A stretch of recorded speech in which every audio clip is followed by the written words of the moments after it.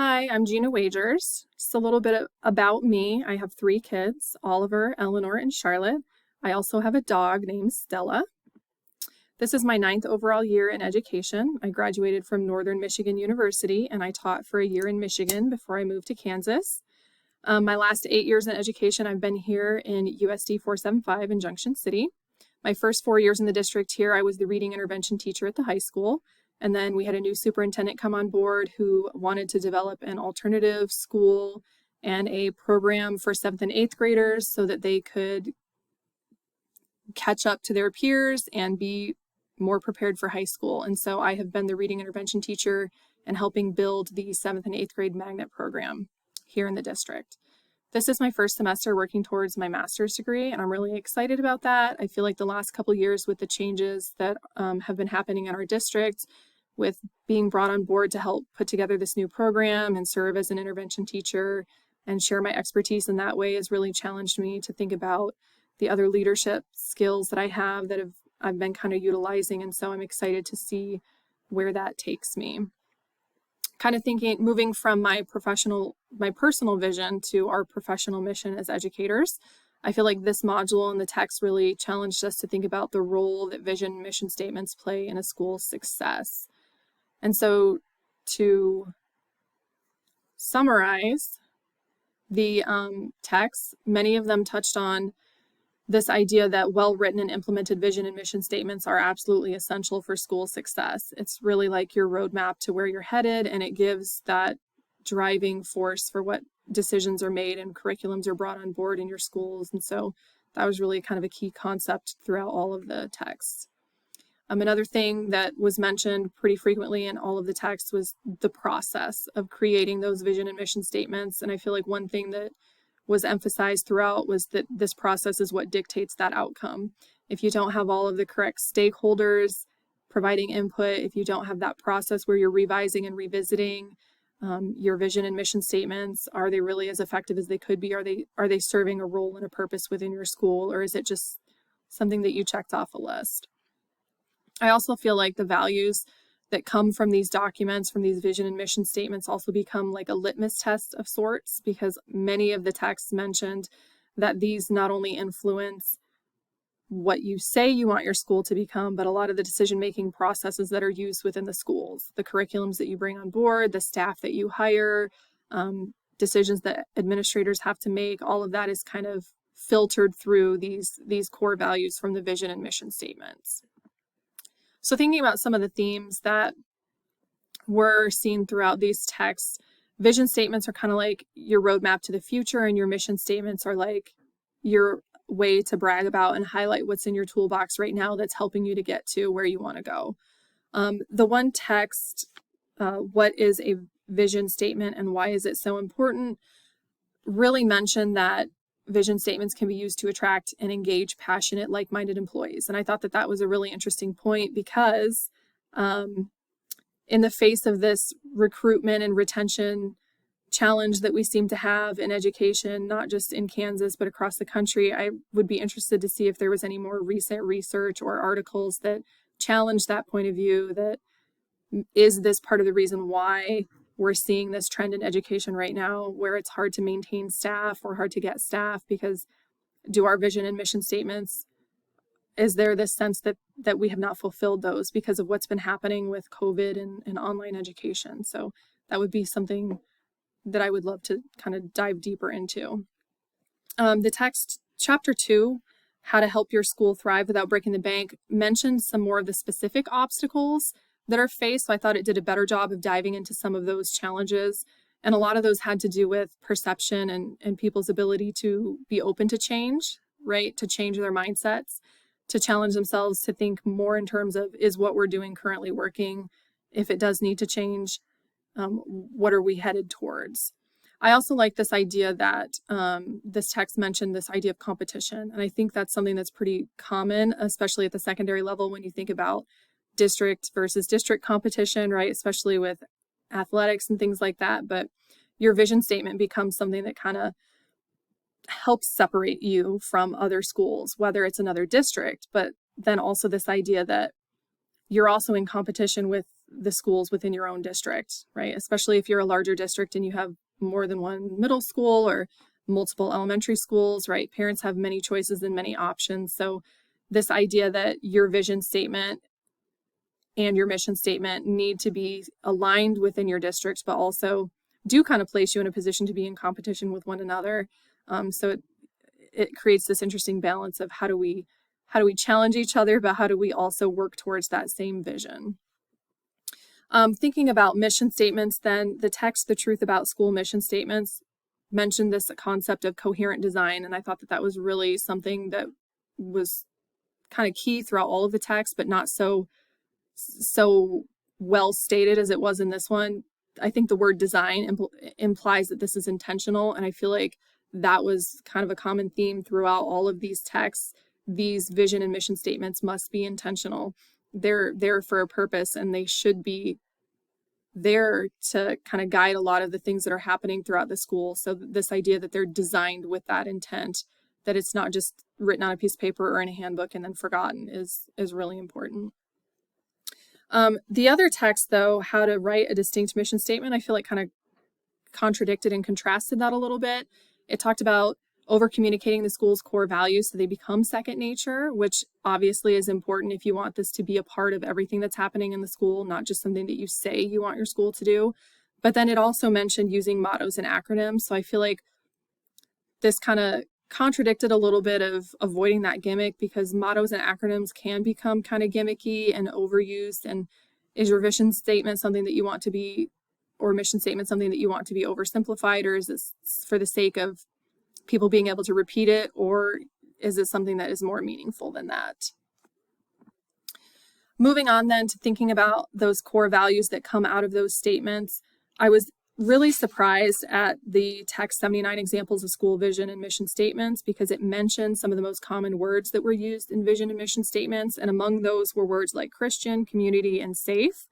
And then the text school vision and mission statements should not be dismissed as empty words also had similar themes in there as well, because it mentioned 66.2% referenced good mental health and 57.5% mentioned belonging. And I started to wonder if this is just kind of a trend. I feel like a lot of vision and mission statements from years back or years previous mentioned a lot of technology and 21st century learning. And so I wonder now if kind of we're seeing that pendulum swing back, as we usually do in education, where we're seeing this post-COVID emphasis on social emotional learning. And that's why a lot of our maybe revised vision and mission statements are reflecting more of those kind of values now. Thinking about another text that we read in this module, Program Mission Statement, an in-depth look, mentions avoiding being too narrow so that you cannot accommodate to those organic and natural changes. And I feel like that kind of ties in with those core values, because values are changing, society is changing, technology is changing, things are changing. And so I feel like that was another common and important theme emphasized throughout these texts, because you cannot be too limiting in those statements, because they do need to serve your school, not just now, but in that future that you're envisioning. And that future could be something different than what is actually the reality of when you're writing these statements. I also really connected with the Do You Know Your School's Vision? Tips on making a meaningful mission statement, because that red face test was kind of a good way of emphasizing that people should not just see these words on a wall. They should be able to see them in action from the teachers and staff in your building. They should be able to speak to the students and get a sense of these as well. So that idea, again, of organic change and things happening in schools, are these truly values that are important to us now? Are they going to be important to us years from now when we have new staff in this building as well? Kind of transitioning then from the overall text and some of the themes that we're seeing in those to a more close view of what's happening in the classroom. Thinking about how we as educators are utilizing those school vision and mission statements now, this really made me reflect on my own personal school's vision and mission statement, because I actually helped to write it. I think this was a unique situation, though, because we are not a separate school within our district. We are a program within our district. So we have students from both of the middle schools in our district. And we were really created out of necessity for improving academic success in students, especially those who were tier 2 and tier 3 kids who are significantly behind their peers, especially in math and reading. And so part of our vision and mission statement was shedding your past and building a brighter future. You know, the idea that you may not have had success before, but it's coming and it is achievable. And so a lot of then what our mission describes is how we do that. And that is through hands-on learning, offering smaller class sizes, that environment that just is different from the other buildings in our district, because that's what a lot of these students need. And for me, really thinking about what I learned from the text in this unit and thinking about the process of how these are created, it made me kind of wonder if like maybe we did this process a little bit backwards.